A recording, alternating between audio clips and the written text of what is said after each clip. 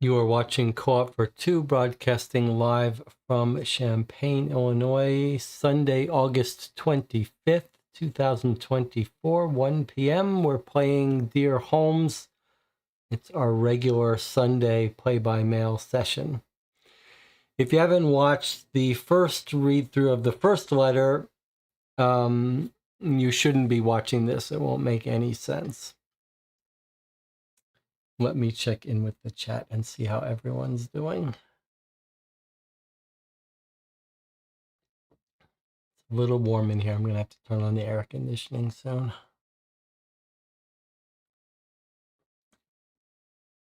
Drinking my Twinings Christmas tea. I went and bought some coconuts today. I've been putting some coconuts, little piece of coconuts in my coffee.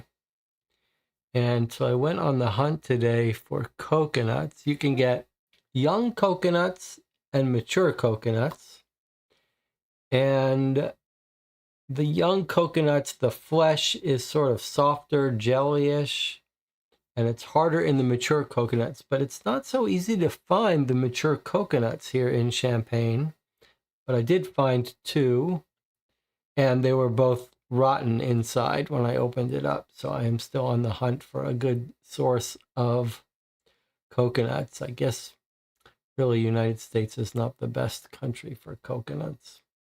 All right, well, the normal group is here for the play-by-mail, but no one is talking about what they've been up to this weekend, which I would wish you guys would share a little bit more about your hobbies and projects. But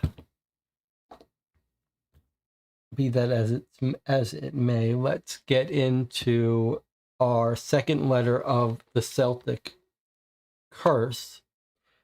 A very quick recap. We were discussing in the Discord some theories.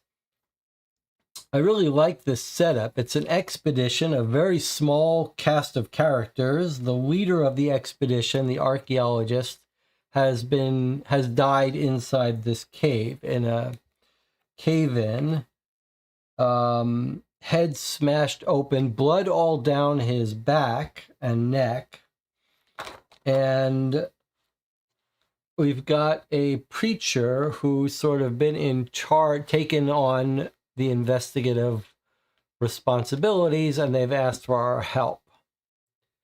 So let's go over the setting here, the details. There's nothing really strange about this. There are no unexplained facts, the way there are with many of these cases, at least not yet. So Halloween's coming up. The scene opens with our archaeologist being confronted by an old woman who says there's ghosts and demons. Take this talisman to protect you. He pushes her aside and pushes the talisman on the ground. And that's the curse. He's now been cursed. We're told this expedition is made up of our main guy, Payne, his wife, a Scotsman, and a local legend who's very suspicious to us. And the guy who's sort of connecting our preacher with this group is the delivery man who's got a young daughter, and he's brought them some supplies. Notice they're just sitting around drinking heavily instead of exploring. And then the wife one day rushes to a local farm and says, there's been a cave-in, everyone's in trouble, come help. And we're told it takes them many hours to get into the cave. There has been a real cave-in. They finally get in, like 7 hours later. They get in and they find, I guess there are 5 people. They find 2 people cowering on a far wall. Professor Biddle and Rory Campbell. I don't remember who Professor Biddle is. 4 other persons. Fiona the wife, Colin Biddle, colleague from the museum, and Rory Campbell, a reporter who we're told discovered this tomb, or whatever it is, this cave in the first place. So they finally get into the cave. They discover 2 of the 4 people on the expedition, other than the wife who ran out, cowering. They bring them out. And then there's this very odd scene where we're told they led them back out. It's a very narrow passageway. The light in their eyes hurts them. And then they say, when they returned for the remaining 2, Dylan Dewey had found his way out to the entrance where he collapsed. When the rescuers are scared to go in for the main leader, Dewey rushes in and says, it's my duty to save him. Now, when we first read this, I don't think we picked up on this part about how when they returned, he had just found his own way out. And in the Discord, I think it was DJ who said, hey, I don't think this guy, Dewey, was ever in the cave.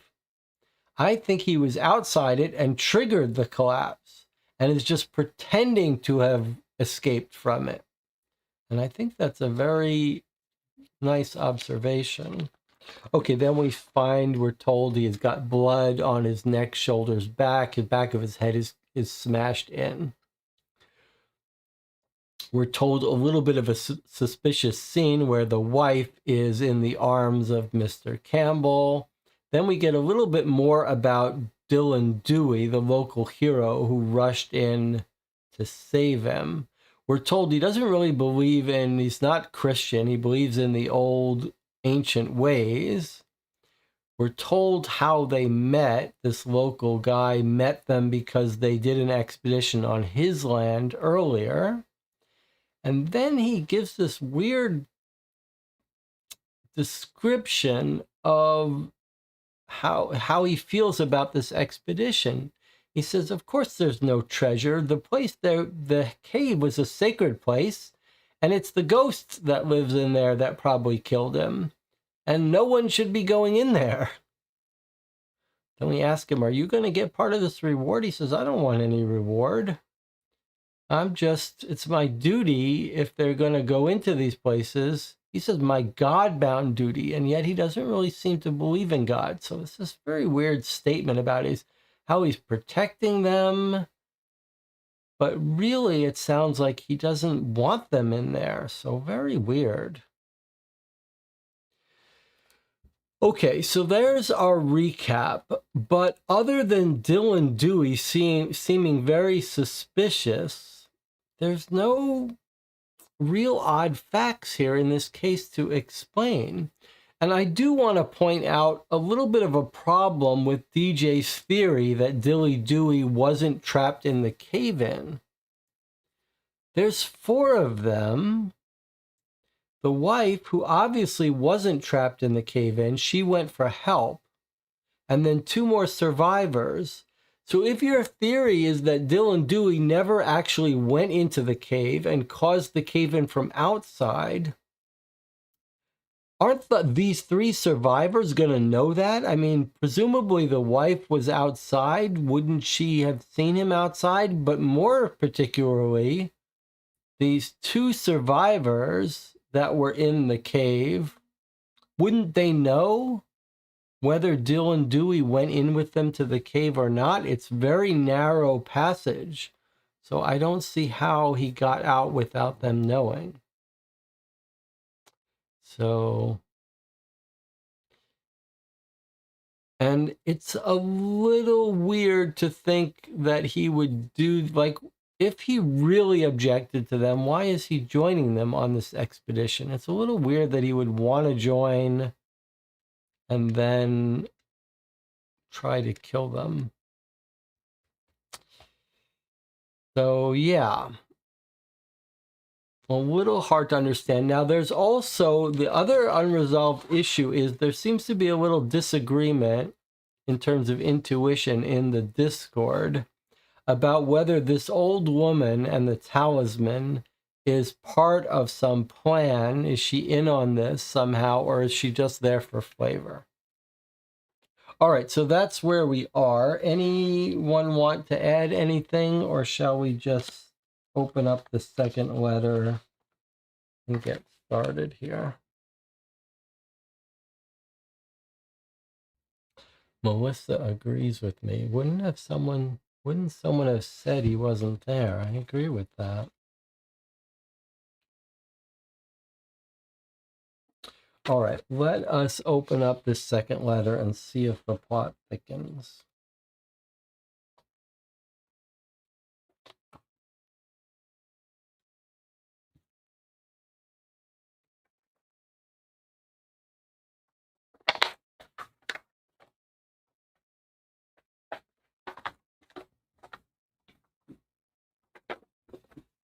All right, looks like we've got a 3-page double-sided letter today. And it's from our pastor again. What's his name? Dorian Skinner. Okay, let's see what he says. It's November 1st. Our first letter was 20 October, so it's been 10 days.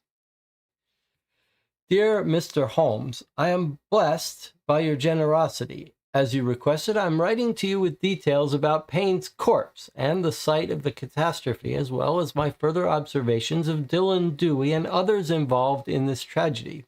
Please know that I've also included a report of my trip to London today, where I had the opportunity to attend Payne's funeral. Indeed, this is where I had the chance to meet with Mrs. Fiona Payne, Colin Biddle, and even Rory Campbell. To begin with, I will recount what I know of Mortimer Payne's corpse. I recall the body came to my rectory the evening of the tragedy, but I did not examine it until the following morning. There were no wounds or lacerations on the body other than a massive one on the back of his skull. The blood on his head, neck, and back was dried. The body as a whole had a reddish tint. Regarding the rigor of the body, there was little. The limbs were pliable, making it easy for me to remove the soiled clothing and clean the corpse. No rigor. That is interesting. I don't know if that means he had been dead for longer. The limbs were pliable, making it easy for me to remove the soiled clothing and clean the corpse. I did not put his clothing back on because it was caked in mud. Even Mr. Payne's shoes had become horribly scuffed. I had to wait for Ellis to help me properly wrap the body in linen. Regarding this matter, that is all I can offer. Now, to Dylan Dewey and the others of whom you wish to learn more. From the start, I have felt that Dylan Dewey is a keystone in this dark drama. This sense was piqued when I looked in at the Prince of Wales pub yesterday afternoon and observed the patrons chatting away about Dylan Dewey. I could overhear one man laughing as if impressed, as he said, No, he's bought himself a real champion, a standard bred from Stockhill Farms.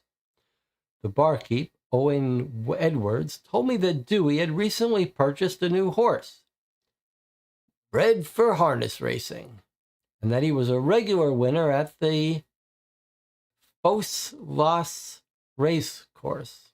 I did not know about his interest in the sport of kings, but Owen informed me that Dylan was a regular goer and laid many a wager on Victory Song. When I asked him the price Dylan may have paid for his 2-year-old, Owen said, 200, possibly 300 pounds. Must have won a great amount recently. Though you merely wish to know my opinion of Dewey, this news compelled me to visit the man myself. I determined to do so after inspecting the collapsed cavern. Knowing that the Dewey family holdings are in Penrhyd Lastra, a hamlet on the western edge of Almwich, I figured it would be a welcome respite from our own expedition to the Heathers property, where the cromlech lies. And all of this I did alongside Ellis Nichols, for as fate would have it, he came to my rectory as I prepared to depart. With a look of worry upon him, Ellis said to me, It is written in Matthew 7, Judge not, that ye be not judged. I countered, Luke tells us, For nothing is secret that shall not be made manifest. He drew a breath, then started, There is something I haven't told anybody about Mr. Payne's expedition. When I delivered their foodstuffs on Friday the 24th, as I pulled my wagon into the camp, Mrs. Payne and the reporter fellow emerged from one of the tents, frenzied. He blushed. Their clothing was disarranged. I thanked him and explained that I'm investigating the matter and that his news was helpful. I've tried to think of anything else that might be of import, Ellis added, but nothing comes to mind.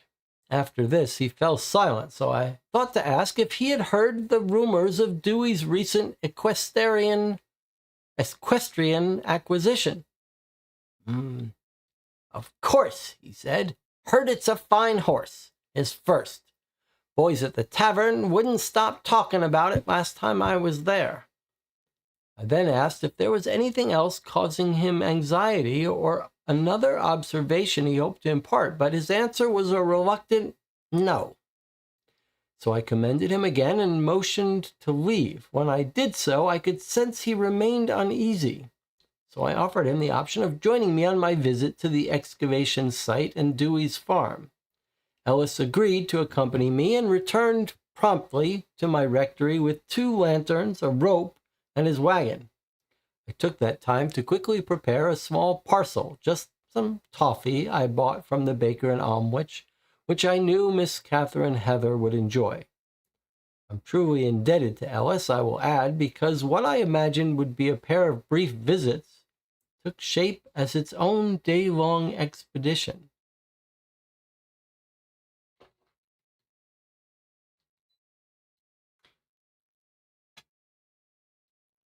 From St. Ellis, we rode southwards for upwards of 2 hours before catching sight of the Heathers' farmhouse. We stopped there for some minutes to deliver my gift to Mrs. Heather and ensure that they knew we intended to visit the cavern. Bowen had gone into town, but Mrs. Heather, or Kate, as she insisted, received us. She was occupied with her ledger when we arrived, noting that someone's got to keep track of the outgoings and overheads. But she seemed pleased to have visitors. I offered her my gift of toffee and informed her of Ellis and I's itinerary. In turn, she assured us, "You can both inspect to your heart's content," but not without having me swear that I would let her assist. "Should you stumble upon any sort of puzzle," she grinned, "I'm very handy with numbers and maths and the like," and sent us off with a couple of fresh pears. The archaeological site made for us a less jovial destination. It was littered with rubbish and tools, most of which lay rusting on the ground, and only one tent remained. Ellis snorted at the sight and remarked, "It appears it's up to me to play maid." He spent some moments collecting bits of the mess, which he left in a neat pile beside the tent. I helped him gather enough rubbish to form another small heap next to that. From there, another 100 yards south brought us to a tangle of large stones, a few standing upright, others fallen over. This was the entrance to the cavern and cromlech. One stone, the longest, I believe, measured nearly 9 feet across. Leaning against it were smaller upright stones about 6 feet high. Ellis stared at the ruins for some seconds before noting, "These are said to be the remains of a druid's temple." Before we breached the gap in the standing stones, Ellis tied one end of the rope to a nearby tree. At the entrance, he lit 2 lanterns and handed one to me. With a reassuring nod, he picked up the other end of the rope and ducked into the cavern that sloped downward into complete oblivion. A pungent, arboreal odor of things long dead greeted my nose. Forced to crouch even lower, I shuffled forward with the lantern in one hand and felt my way along an interior wall. The more we traveled, the more branches the tunnel seemed to sprout, transforming the tomb into a labyrinth.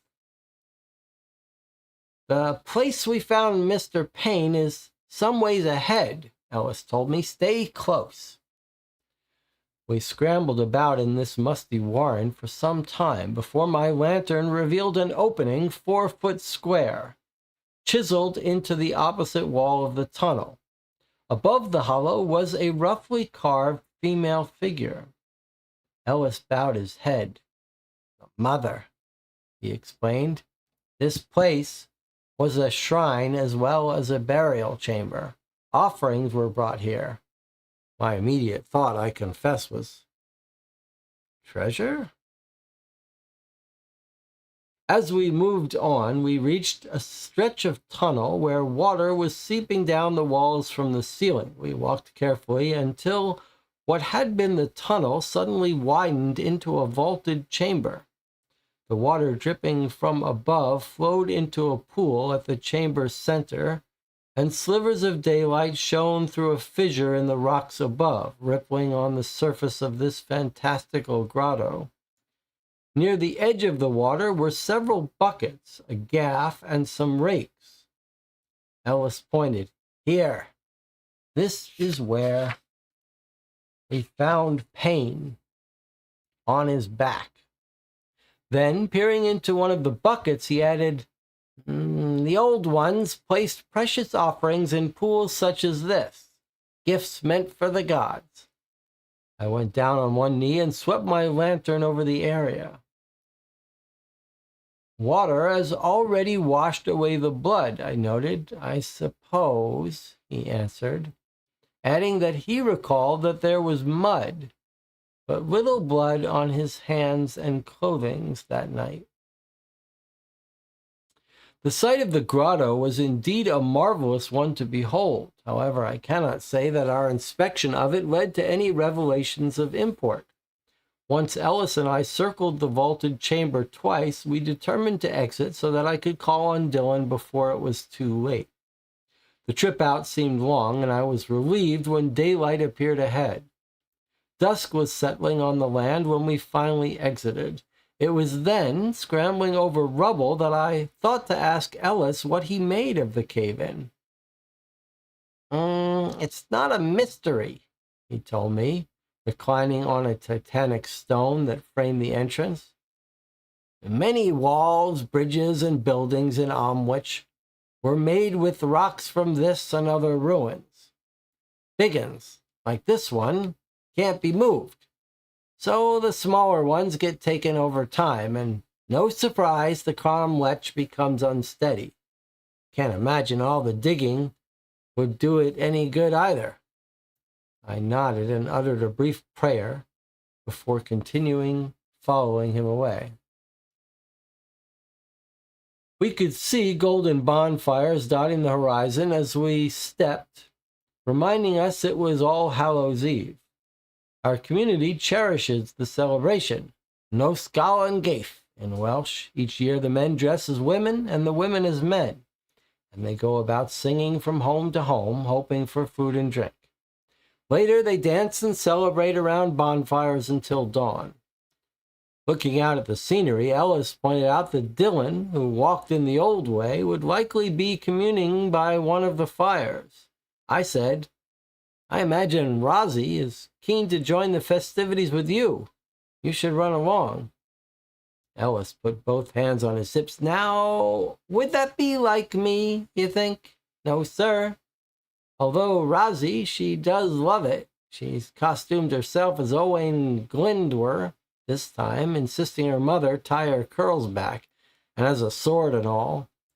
I expect she's been out frolicking with her friends since the afternoon. I was amused by the thought of the sweet hazel-eyed lass in full Celtic regalia. From there, we marched another 20 minutes to Dillon Dewey's property. His farm is bordered by ruins, large stones heaped in a manner that suggests an ancient keep or fortification, from which a warm amber glow was emanating. I nearly rushed ahead to locate Dewey, but Ellis and I could hear a low-pitched chanting, which compelled us to approach more discreetly. We weaved around the foundations and chimneys, and the chanting became louder, until we could hear words. I know some Gaelic, but had to ask Ellis what they were singing. Gladwich imidad adref fatfiman, Gadwich imildad adref fatfiman. Let me come home to my mother, he translated. Over and over they droned, their voices resonating in harmony with each verse. Ellis and I doused our lanterns as soon as we caught sight of the cantors and hid behind a chest-high wall, perhaps 100 feet away from them. There were 13 people gathered around a stone well, which was lit by a number of candles placed upon its edges. The people wore long flaxen-colored robes with cowls that obscured their faces. We observed them chanting for close to 6 or 7 minutes.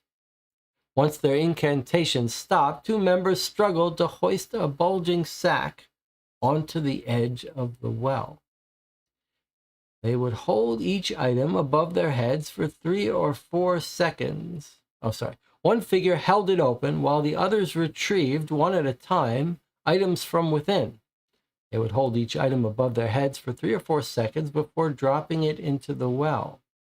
Even in the dim light, Ellis and I recognized rusted swords and axes, 3 of each, a handful of long chains, 3 round fruit.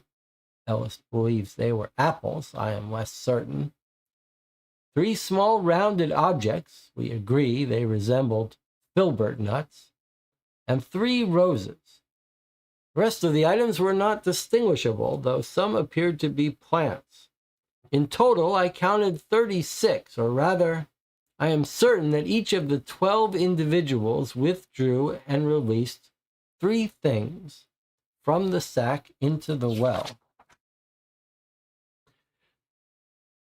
When each worshiper finished drawing their second item from the sack, the person holding it took a moment to extinguish 3 of the candles encircling the well. That same person then retrieved the sack again, and each figure proceeded to withdraw their final item. This time they began repeating their chant, Gadawich imi da dref da fiman, and they held the items above the well, and only after repeating the chant thrice did they drop it into the water. So deep was the well that we heard no splash. Afterwards, all but the worshiper holding the empty sack stepped back. He pulled his cowl down to reveal a towering profile and long hair. His face was obscured, but Ellis and I both muttered, Dewey. While watching him extend his arms over the well, he held them aloft as the others began their chanting, and after several repetitions, he produced a knife from his robe. His head tilted upward as he ran it across his left forearm, and blood dripped into the depths below. He said 5 or 6 words, perhaps. When I turned to Ellis for translation, his eyes were saucers. Take my blood and my body, he whispered. This was the last thing we witnessed before the worshippers stuffed the remaining candles and began to gather their belongings. We took that opportunity to quietly retreat and process towards Almwich. I believe you'll agree that it would have been ill-advised to attempt conversation with Dewey at that time, so I've added another visit to my itinerary tomorrow. And even so, I was able to learn some more information about the old ones en route to Ellis's house. Most notably, he described their beliefs pertaining to water, which they believed was a portal between this world and the next, thus offering a way to make votive offerings. Dewey and those chanters, Ellis told me, they were performing a ritual that's supposed to be more than 1,000 years old. I cannot say that I understand their ways, though I will confess to a degree of fascination with these sorts of rituals. Now, I must refrain from digression. My conversation with Ellis came to an end when we passed his property and he went on to join his wife and Rosie for festivities. I hastened to my home and bed in anticipation of an early train this morning, the 1st of November. I departed for London today at 6, carrying your letter to guide my inquiries. The simplicity of a train ride is marvelous, moving ever forward, station by station, knowing you will reach your destination. By comparison, my progress regarding the death of Mortimer Payne has been the averse, sluggish and uncertain. Despite my early departure, I was tardy for the funeral at St. George in Bloomsbury. However, as it turned out, my timing was rather impeccable. A young man was at the altar offering a eulogy when I entered. He identified himself as Colin Biddle, a colleague of Mortimer's, as he eulogized. I scrutinized the backs of a dozen or more heads of those in attendance. Although I recognized none, I judged that a woman with long red hair in the front pew was Fiona Payne. I had no idea if Rory Campbell was among those at the gathering until the moments after Mr. Biddle's eulogy. Eulogies, I will add, tell us much about the character of the deceased, not only in what is said, but by what is not. In this case, Colin Biddle's first words were, "Mortimer Payne was respected in his profession. His name will forever be remembered with monumental discoveries. The Minoan civilization, the Hittite tablets in Turkey, and innumerable other accomplishments." In my opinion, it sounded as if Mr. Biddle was reading from a museum pamphlet. He spoke for 2 or 3 minutes, then took a seat beside Mr. Payne's widow, Fiona, who had maintained a stoic demeanor until his mention of the Bodward dig. At that point, she began sobbing. The blessings of the coffin closed the service, after which Mrs. Payne followed the pallbearers down the aisle and took a place in the doorway. About 20 friends and family formed a receiving line whilst I bided my time and took a place near the end. Eavesdropping on quiet conversations, I learned that most mourners were associates of Mr. Payne's from the British Museum, and that most in attendance seemed to appreciate, if not respect him. Among those who appeared to be most affected was a young woman in front of me. She introduced herself through unrestrained tears as Pamela Wingate and was unable to communicate much else. Once people started properly taking their leaves, I proceeded toward the entrance where I hoped to linger just another while longer. There I saw Colin Biddle receiving thanks from the widow before lamenting the fact he had work calling at the museum and moving on with Miss Wingate trailing behind. I took note of this, and more importantly, caught sight of Rory Campbell too. The red-headed gentleman walked past, unbeknownst to me, and Fiona exclaimed, "My dear Rory," as she embraced him. Words were exchanged in low tones between the two, and he walked out, which I took as my cue to offer Mrs. Payne condolences. Before I was able to, Father Raymond, who officiated the service, approached me. We chatted about Wales, and then I asked him about the Paynes. I learned that Mortimer Payne seldom attended services, but his wife often did. Father Raymond would not give a particular reason, but he did not seem to have an exceedingly positive opinion of Payne. Had I been able to prolong our conversation, I might have learned more, but when another guest drew Father Raymond's attention, I suddenly found myself standing with Fiona Payne and opted to seize the opportunity. My introduction to the widow generated perfunctory expressions of appreciation before a curious circumspection overtook her. "I can't imagine what prompted you to travel from Almwich," she remarked. I recalled your suggestion and replied, "Your husband's untimely death has resulted in some unanswered questions for me, and I imagine you as well. Would you receive me on the morrow?" After a momentary hesitation, she agreed and gave me her address, then made her way to the hearse. I bade her farewell and was off to the British Museum, where I hoped to locate Mr. Biddle. I'd also hoped to chat with Rory Campbell after spotting him, but he was not among those waiting to participate in the interment. This was fine because I ran into him en route to the museum, which was less than 3 streets north. As I crossed Great Russell Street, I saw Mr. Campbell waiting at the museum bus stop and nearly ran towards him. Truly observing his face for the first time, I noticed a cut on his cheek and a number of bruises on his neck, recent but somewhat healed. I bid him good day and introduced myself, explaining I had just come from the Payne funeral, like you. I then remarked that one of my parishioners, Ellis Nichols, had given me an account of the mysterious disaster at the Cromwich, and that I could not believe what had occurred. "I see nothing mysterious," he responded. "Well, surprising, then," I acquiesced.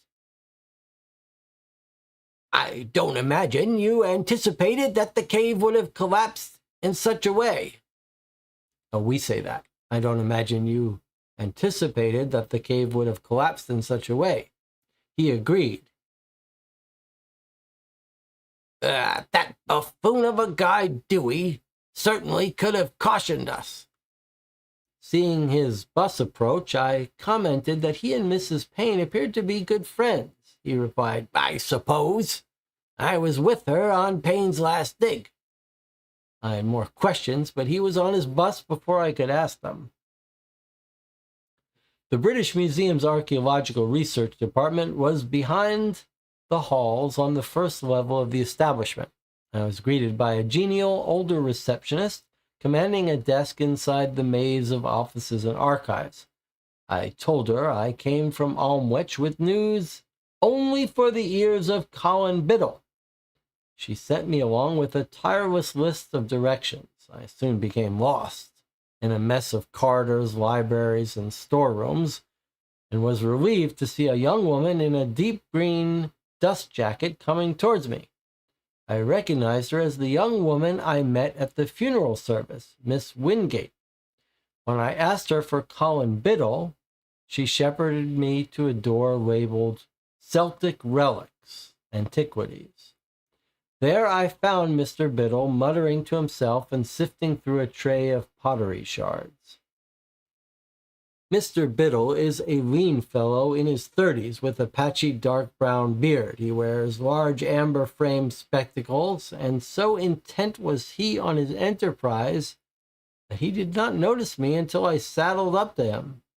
After introducing myself, I again employed the question you had suggested. Mortimer Payne's untimely death has resulted in many unanswered questions for me, and I imagine you as well. He put down the dark ochre shard he was examining. "It was a tragedy," he admitted, "but I don't see how it merits further attention." He picked up the shard again and went on. "It's not bad enough we have the reporters skulking about, Now priests, too." I apologized for my intrusion, but insisted that if he would answer a mere 3 questions, I would not darken his door again. He harumphed and turned his back to me. Soon thereafter, I'm pleased to say that he muttered, "Fine." I first asked if any valuable artifacts had been discovered at the Almwich site. "The entire dig was a mangled affair. Mort is barely tolerable when all is going well, and he's beastly when even a hint of inconvenience presents itself. There were many such hints at Almwich," Colin answered. I pressed further, asking in different words this time if treasure was found in the watery grotto. He said, "I assure you, nothing of historical relevance was brought from the Cromwich." So I went to my second question. "What do you make of the collapse? How did the cave-in happen?" I asked. This query evoked a look of genuine puzzlement. "I haven't the faintest idea," he sighed. "We had begun probing in the pool, which was surprisingly deep, we discovered. Dewey offered to fetch a grappling hook from the camp.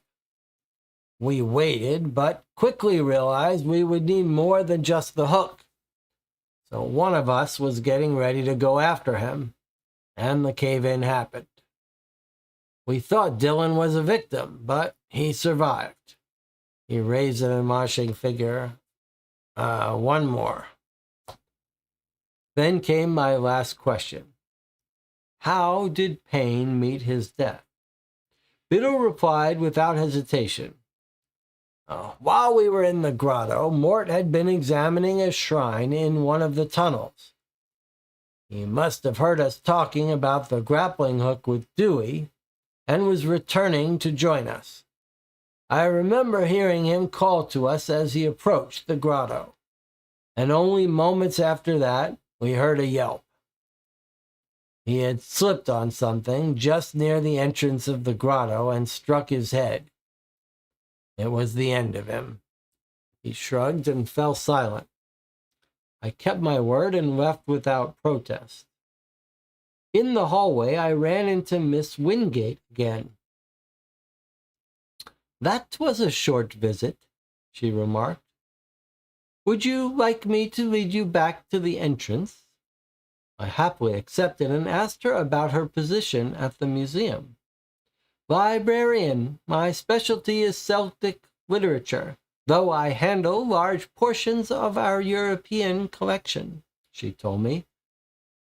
"So, Mr. Payne, he was your supervisor?" I questioned. A dazed look came across Miss Wingate's face. She stammered. "I'm sorry. I'm still not accustomed to speaking about Mortimer like that, in the past tense. Well, yes, I suppose Mr. Biddle will have to be in charge now." This concluded my visit to the British Museum and my first day in the Smoky City. I'm writing to you now from the home of my old friend, Father Goualchmai, who kindly allowed me to stay with him. Once I have called on Mrs. Payne and Mr. Dewey, I will report to you again. Until then, I expect my thoughts will be fixed on what you so masterfully wrote to me concerning the underpinnings of nearly all murders. You say that these are means, motive, and opportunity, which most of all leaves me wondering about a plausible motive, means, and opportunity. I can discern to an extent, but I am baffled as to what might have motivated someone. Oh, I see. He says, "Most of all leaves me wondering about a plausible motive," full stop. Then he says, "Means and opportunity I can discern to an extent, but I'm baffled as to what might have motivated somebody to murder Mortimer Payne. Yours in the Lord, Reverend Dorian Skinner." Okay, let's see what the chat makes of all that.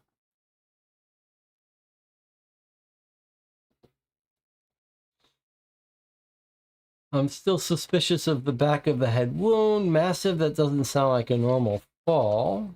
Melissa says, was this supposed to be an ancient Celtic cave they were found in? Like maybe sacrificed, supposedly? Marlene says, I would love to go magnet fishing in that well. So what we now know is that Dewey, the local kid, is seriously in this Welsh religion, mystical religion, and they're doing some very weird ceremony where they're putting things in a well. And we also learned that the theory in the chat that Dewey was not in the cave-in is actually sounds quite plausible, with a slight modification. So clearly Dewey goes into the cave, but we're told that he headed out to fetch a grappling hook. So he says, oh, I gotta go. I'll be right back. And then he disappears. And now let's hear if this guy actually saw the guy who died. Mort had been examining a shrine. He was returning to join us. I remember hearing him call to us as he approached. Moments after that, we heard a yelp. He had slipped on something. he assumes he had slipped on something near the entrance and struck his head. So actually, this guy thinks that this happened before the cave-in.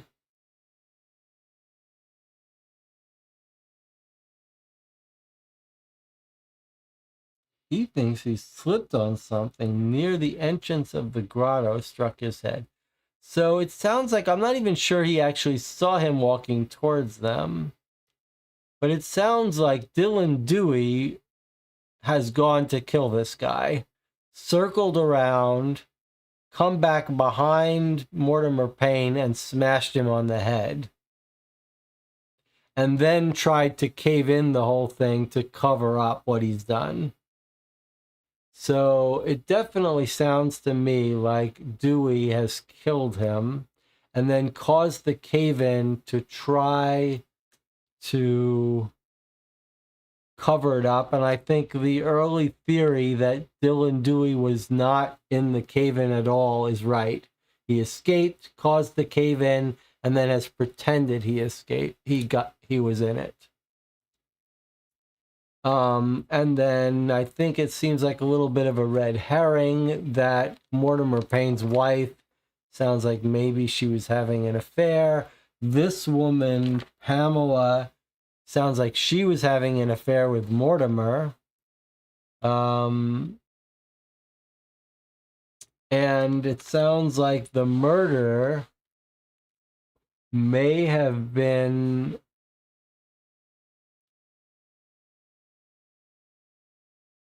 a religious sacrifice, except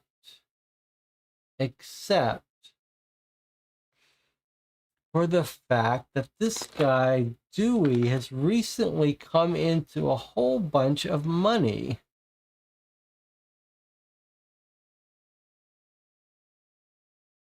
Now that is very odd.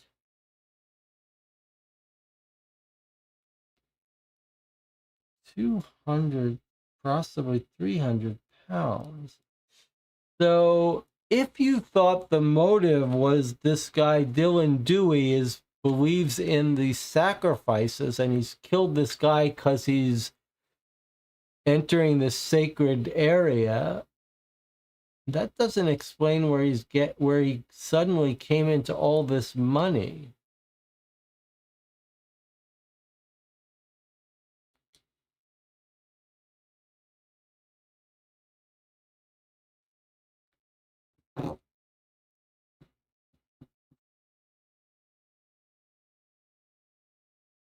And we heard some more things about the body that was weird.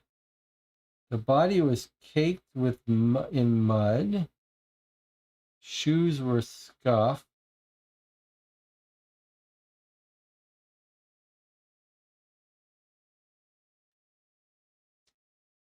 And then a reddish tint and little rigor. Now we may want to do we may want to go back and do a little bit of study of rigor mortis. He's examining the body the next morning, and the question is, does that alter time of death at all, or would we expect rigor mortis to be over by the morning?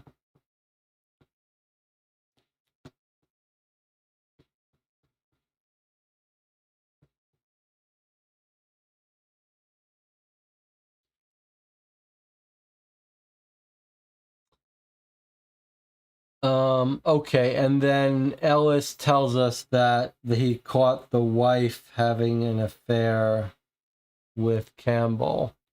That feels like red herring, even though I guess it would be a motive.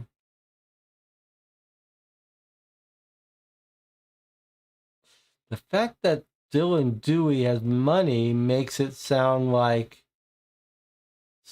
has he been paid to kill off this guy? And it wasn't about religion?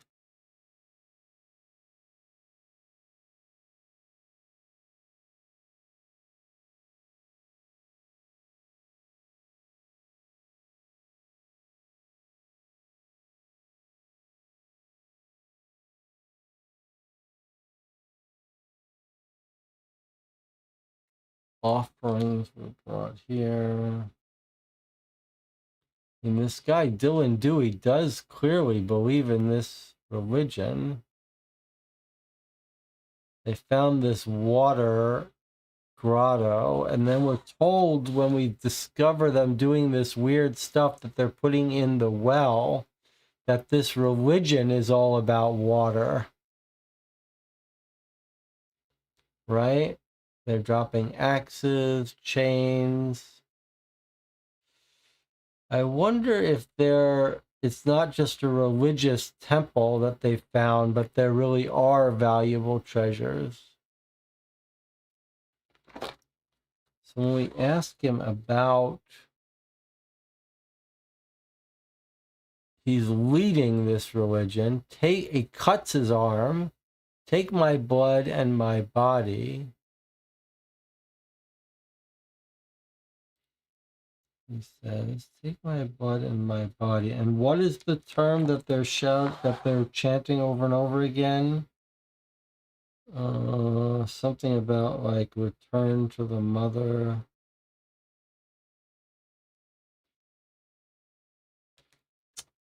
He says, let me come home to my mother.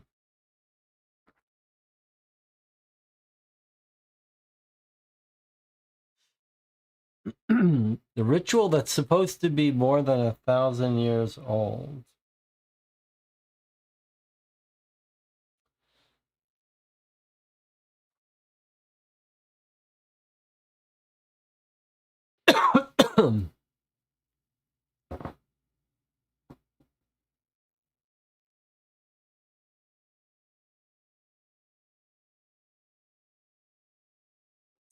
Campbell doesn't want to talk to us, probably because he's having the affair with the wife. Okay, we ask him about the collapse. He says, Dewey should have cautioned us.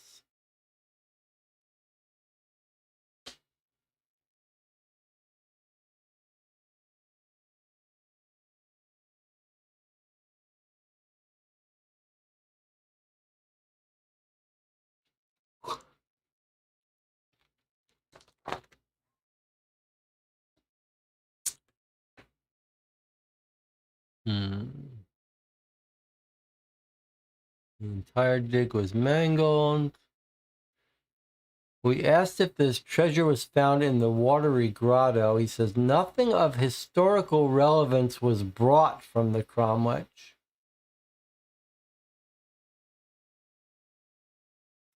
I wonder if it's some combination of this being an ancient place with Dylan's religion, but also that there are valuable stuff there. And that's why in the beginning he says, there's no treasure down here. Like maybe he doesn't want them to find it. Like they're going to investigate here. He wants to be with them so he can make sure they don't find it. They don't find these ancient artifacts. If this thing was, if these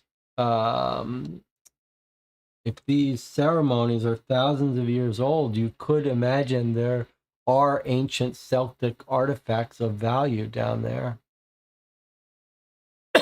Pertaining to water, which they believe was a portal between this world and the next. That makes me think that they did put artifacts in the water and stuff.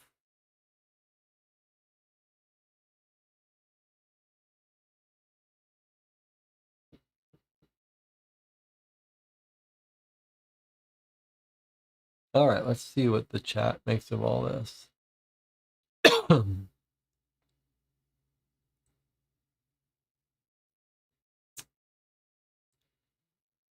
Nelson says, is the well where they drop offerings connected somehow to the water in the cave? I don't think so. I don't think they can be physically connected. They're pretty far out.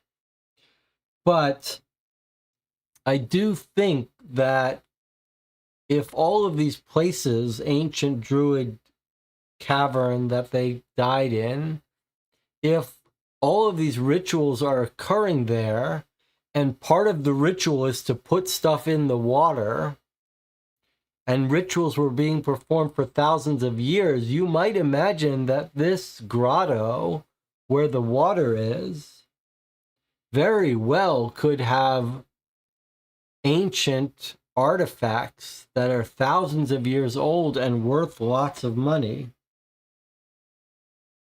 So I think you could put together a coherent theory which goes something like this. Dylan Dewey is a practitioner of this 1,000-year-old religion of druids and believing water is a portal between worlds. And he knows that there are very valuable artifacts in that cave, or might be. So that's why he's insinuated himself into this expedition. When they go into the expedition and he discovers all these valuable artifacts, he says, oh, let me go get something that will help you all. And as he's going, Mortimer Payne probably discovered the artifacts and starts to walk towards the others to tell them, hey, I just found some amazing stuff. Dylan Dewey crushes his head with a rock and runs out and determines that he has to make this whole place collapse before so no one discovers what he's done and what's in there. And maybe when they dig him out, he's outside the cave, he realizes, oh, I better go back in there, make sure he's dead, and get my reputation back as a hero.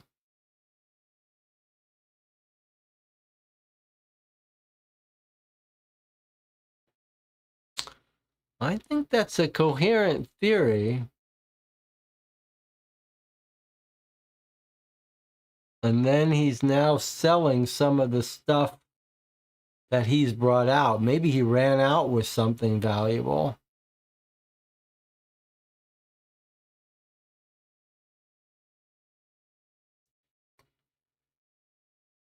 The other theory you could maybe come up with that explains where his money went is that they sort of all got together and decided to kill this guy and paid off Dewey, but I don't believe that.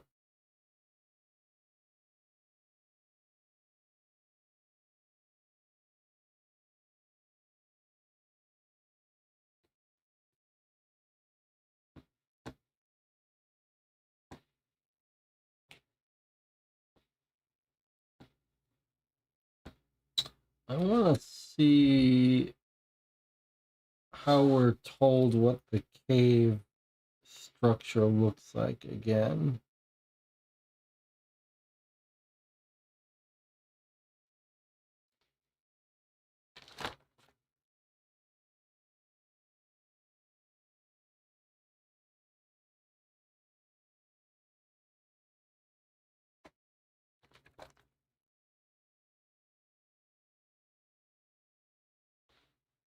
Dark, they go in there.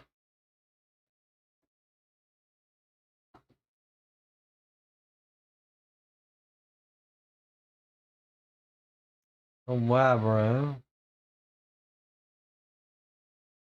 They find an opening, 4 foot square, chiseled in. There's a female figure above. That's the mother. Remember when they threw stuff in the well, they said return to the mother. And here is the mother. Shrine as well as a burial chamber. Offerings were brought here.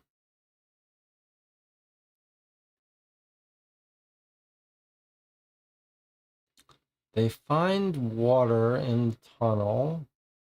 And then they find a giant vaulted chamber, water dripping from above into the center, slivers of daylight through a fissure in the rocks above. Maybe maybe people had been dropping things through that fissure for years. Near the edge of the water were several buckets. So I think they were finding stuff in the mud. I think Payne found stuff in the mud. some relics, some valuable relics. And this is where they found him.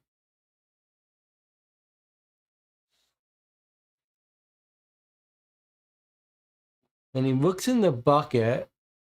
The old ones placed precious offerings in pools such as this. Yeah, so there were valuable artifacts in there. Gifts meant for the gods. He looks for them and he says, water has washed away the blood.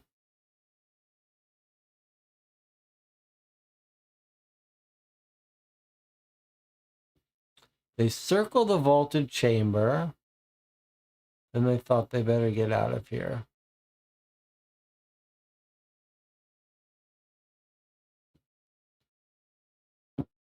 Okay.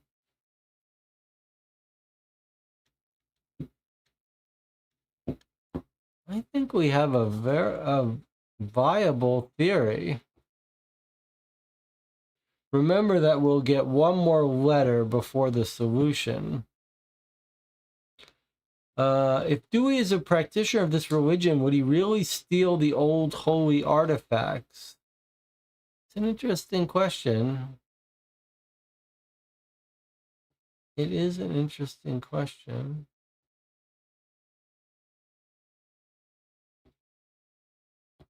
Arlene says, who is quoting Bible verses again? Several people. Our preacher guy and Ellis, the delivery people, were both talking about the Bible verses.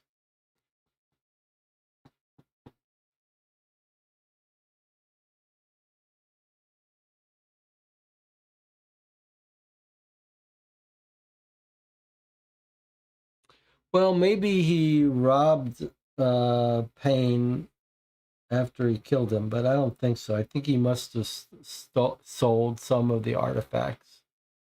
Melissa says maybe he's just pretending to be in this religion to get the artifacts. It's possible.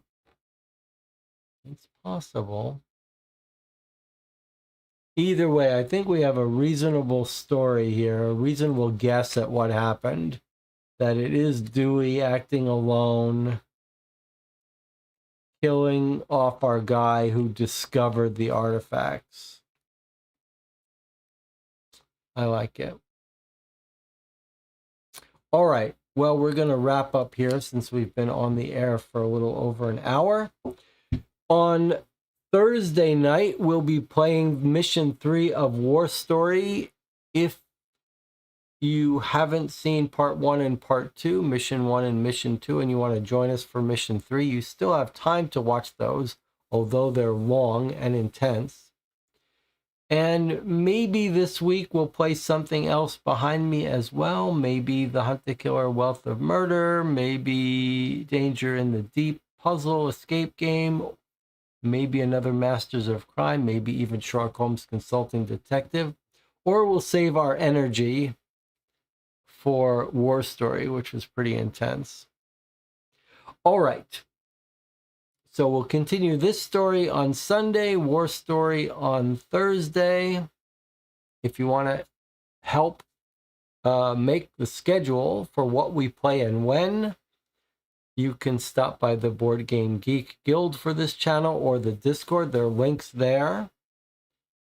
I should say, did I mention that on Friday, we played an audience choice game, a small box called Undo Forbidden Knowledge, which was an H.P. Lovecraft time travel story, little game, an odd thing, but somehow pleasant, even though we did not do well. But I did pick up another couple boxes of Undo, and I think for me, the time travel stuff was so interesting that I also went and ordered a couple boxes of the new Time Stories Revolution series. So I think we'll be playing that fairly soon as well. We can talk a little bit about game design of time travel games. I'm curious about it. Jonathan Warner had some clever ideas. If anyone knows any other time travel mystery games, let me know. I might want to check them out. Thanks for joining me. I'll see you all next time.